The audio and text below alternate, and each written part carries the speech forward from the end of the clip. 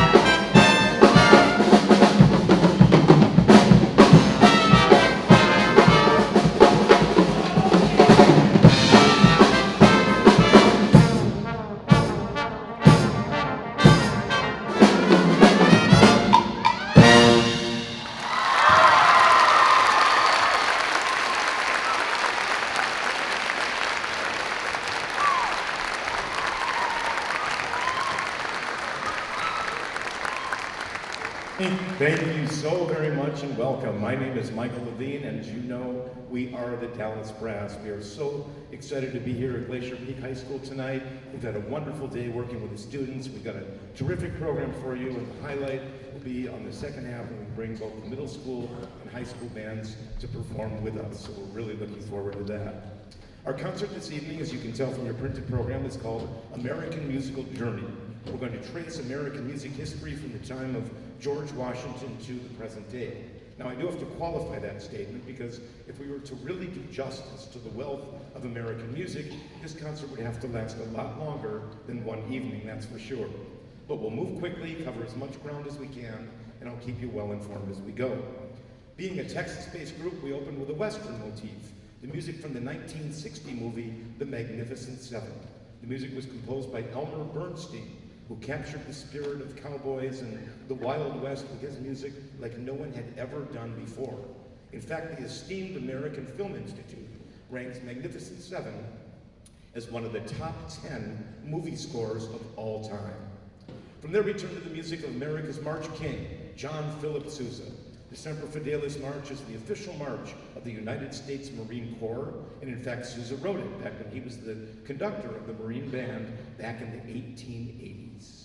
And then we transitioned to some early American jazz. The 12th Street Rag was written by a Texas composer, actually. Uday Bowman came from Fort Worth, Texas, but he wrote the tune about 12th Street in Kansas City, which along with New Orleans was a real center of early American jazz. And apparently that part of downtown Kansas City around 12th Street was a real hot spot. A lot of people don't know this. I don't even know if you guys are aware. He also wrote a 6th Street Rag, a 10th Street Rag, and an 11th Street Rag. That's right. But clearly it was the 12th Street Rag that put him on the map.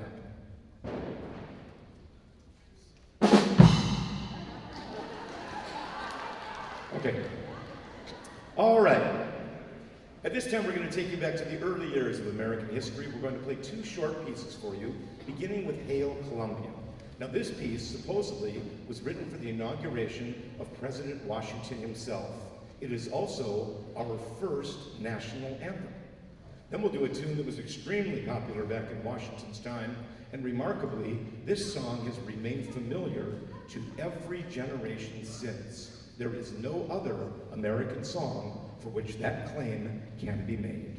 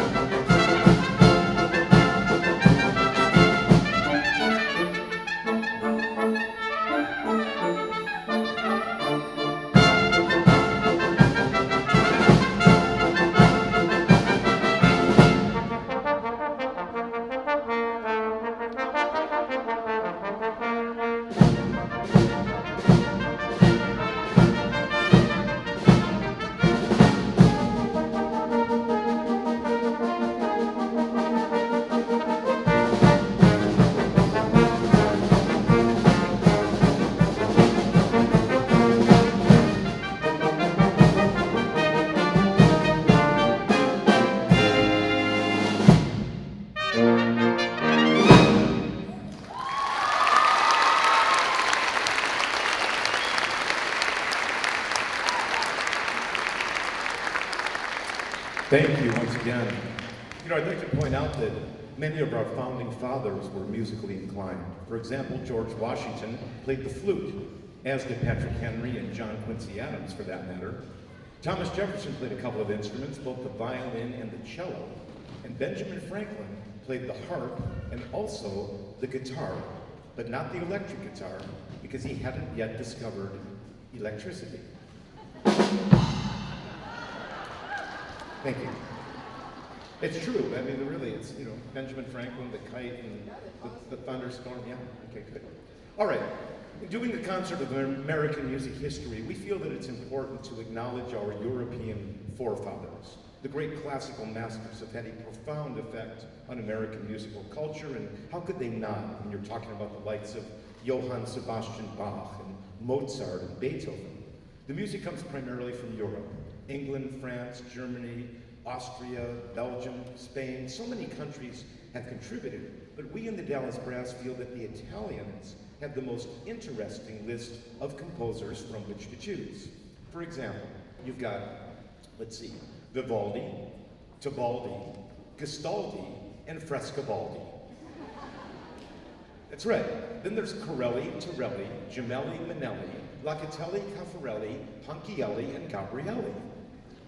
Now that still leaves us with Giardini, Agostini, Gasparini, Sammartini, Carissimi, Carabini, Franceschini, Manfredini, and Paganini, along with Tartini, Nardini, Turini, Pasquini, Bellini, Cellini, Landini, Rossini, Gambini, Spontini, Puccini, Martini, and we mustn't forget Henry Mancini.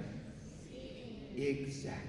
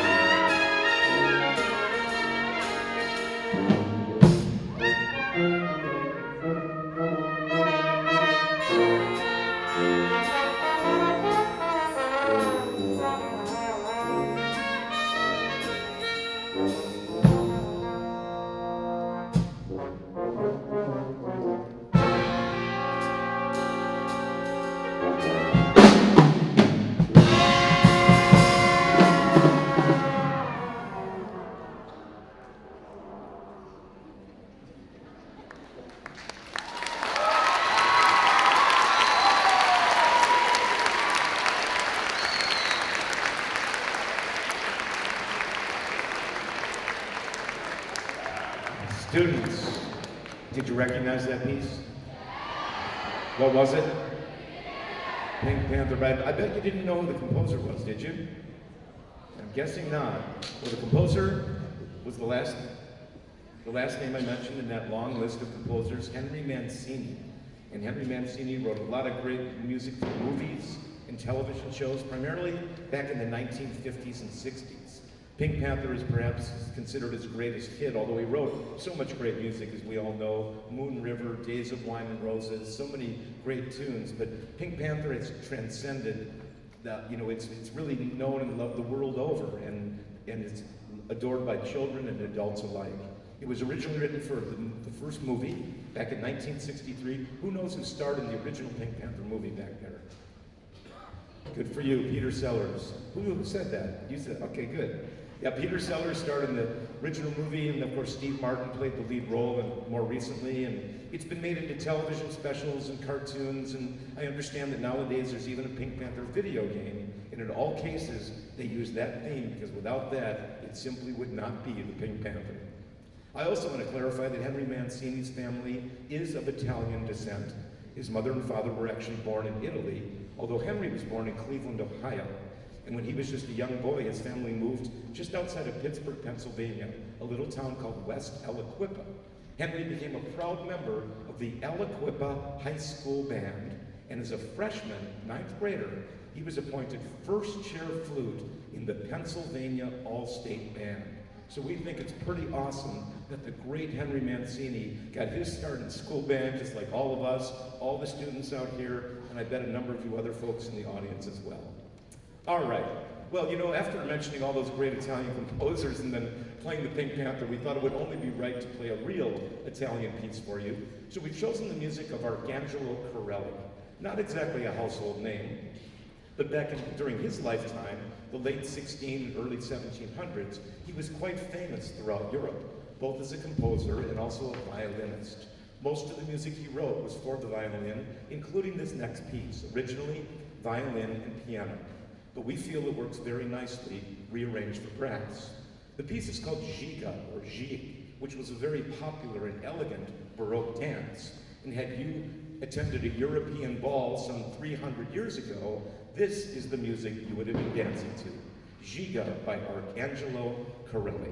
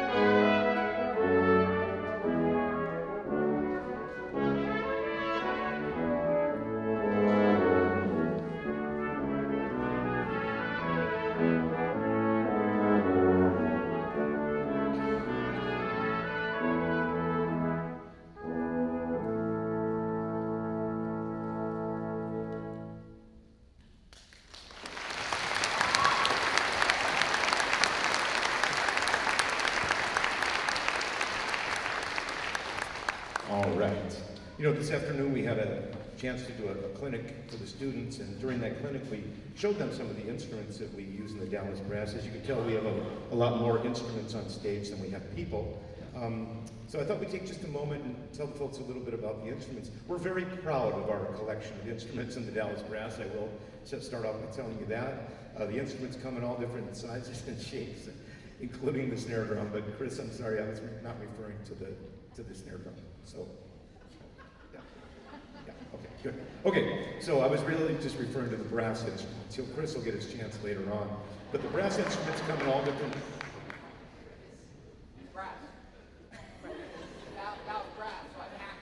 I guess you're right. It is a brass instrument. The cowbell is a brass instrument. You want to play a little bit for us? Like a solo. Yeah, right. You're not really warmed up. Not warmed up. You can do it.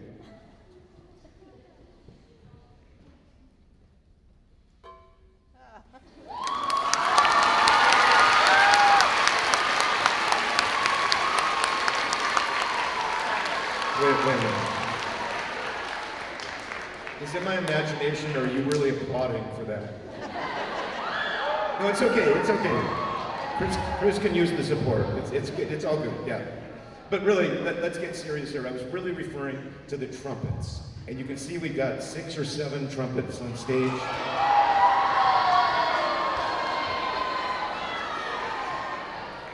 What did I say? Okay. Anyhow, the trumpets come in all different.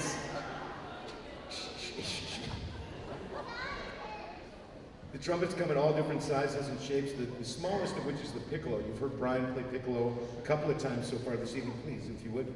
The piccolo, yes. The piccolo is the smallest member in the trumpet family. As a result, it has a little bit lighter sound, a brighter sound, if you will. Brian calls it a brilliant sound. Yeah, that's very good. The instrument is typically heard in Baroque music. When you hear the music of Bach or Handel, Handel's Messiah would be a great example, like the Hallelujah chorus, where the piccolo trumpet comes soaring out over the orchestra. The instrument's also, I should mention, commonly heard in weddings, when the bride comes down the aisle to something very regal, like the trumpet voluntary. Often it's played on the piccolo, excuse me.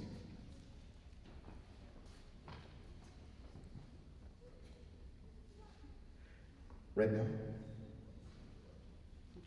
Okay, this is a little unusual, but Brian would like me to announce, he's really fallen in love with the area, and he'd like me to announce that he is still available to play for weddings, and he'd be more than happy to come back to Snohomish.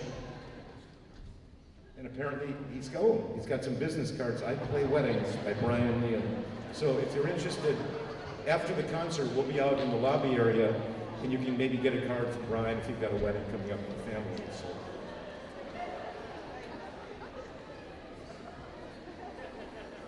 Yeah, Brian. After the, yeah, that's good.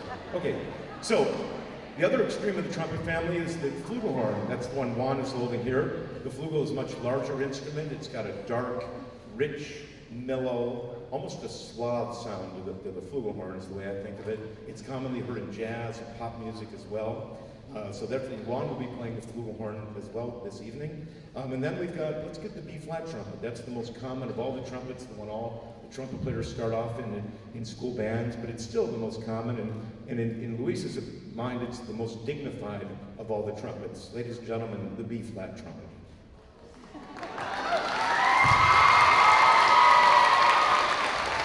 Okay. Now, if you guys would, could you hold them up side by side so that folks can see the... Actually, Juan and Luis, could you switch places real quick so they'll be in order of size? No, I'm sorry.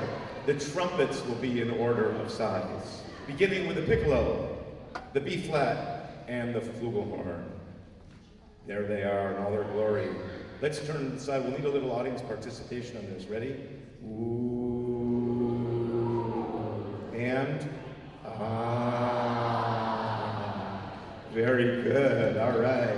And the guys have actually worked up a little demo so you can hear the difference in the tone color between these three instruments. Check it out.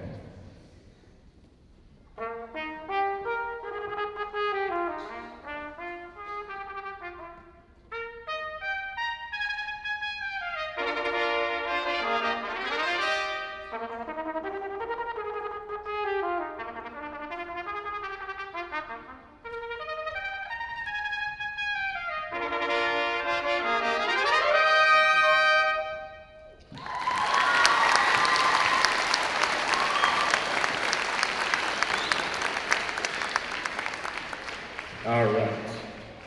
Now, over the years, Hollywood has made monumental contributions to our American musical culture, no matter what type of film it is, whether it's a comedy, a drama, a suspense thriller, a western, science fiction, whatever it is, the musical soundtrack plays an integral part in capturing the essence of the movie.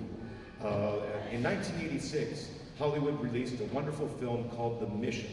It starred Robert De Niro and Jeremy Irons. The music was written actually by an Italian composer named Ennio Morricone. He lived his entire life in Rome, but he wrote the music for a number of great Hollywood films. Well, this movie is about a priest, Father Gabriel, who ventures into a barbaric South American jungle in order to create a Jesuit mission. Deep inside the entangled wilderness, he takes out of his backpack an oboe, and he begins to play a beautiful melody in order to befriend the natives and show them that he came in peace. Well, that melody became the main theme from the movie, and we'd like to play it for you right now. Now, we don't have an oboe in the Dallas Brass, but Brian has volunteered to play it on the piccolo trumpet. So here is Gabriel's oboe from The Mission.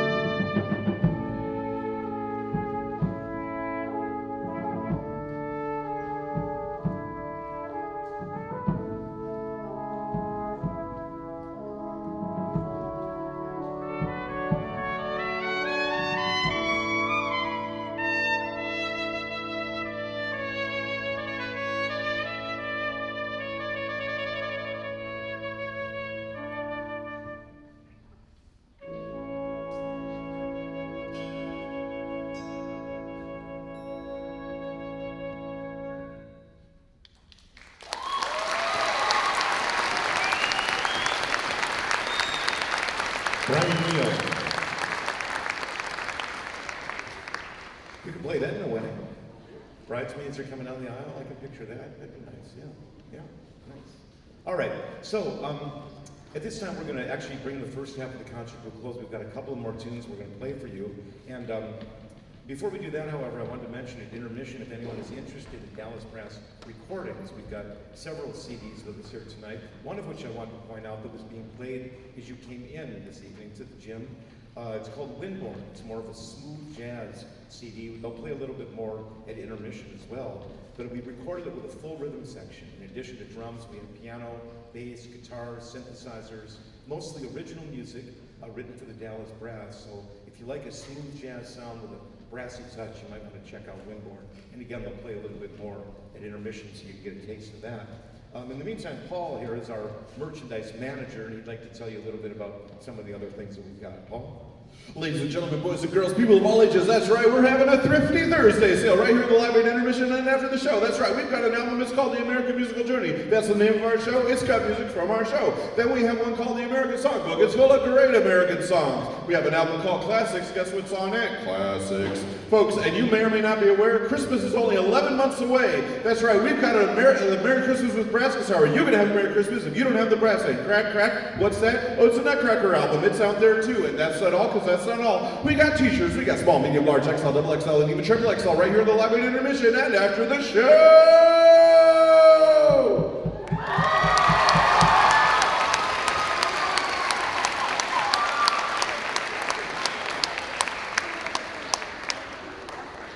You know, it concerns me that that got more applause than any piece we've played for you so far.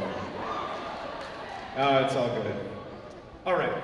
Well, we've talked a lot about Hollywood tonight. We've heard music from Magnificent Seven, the Pink Panther, the Mission, Gabriel's Oboe. Now we're going to turn to the Broadway stage, another great source of American music.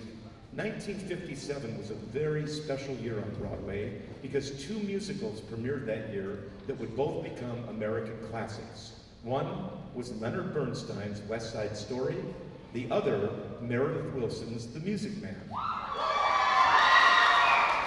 They were very different from each other. West Side Story broke the mold of the typical Broadway musical by addressing social concerns such as racial unrest and urban gang violence. The Music Man, on the other hand, was a much lighter story, but it still had underlying themes of gratitude, self-esteem, and particularly the inspirational power of music to transform an entire community. It sounds like the students are familiar with The Music Man, am I not right? Yeah? Because if you haven't seen the movie and you're a band kid, it's a must. You gotta know The Music Man, because it really tells our story for sure. Well, it turned out that The Music Man won 5 Tonys that year, including Best Musical, but a few years later, West Side Story was made into a movie, and it definitely got the credit it deserved. It won 10 Academy Awards, including Best Picture of the Year. We're going to close our first half right now by playing one song from each, beginning with Tonight from West Side Story, followed by the showstopper from The Music Man, 76 Trombones.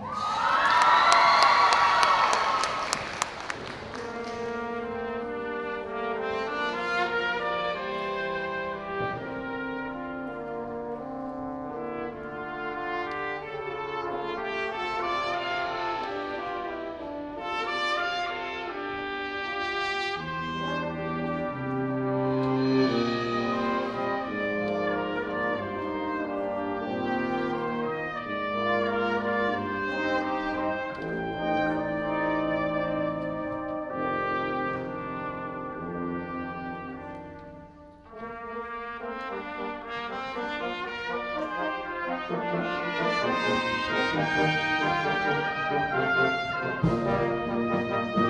you.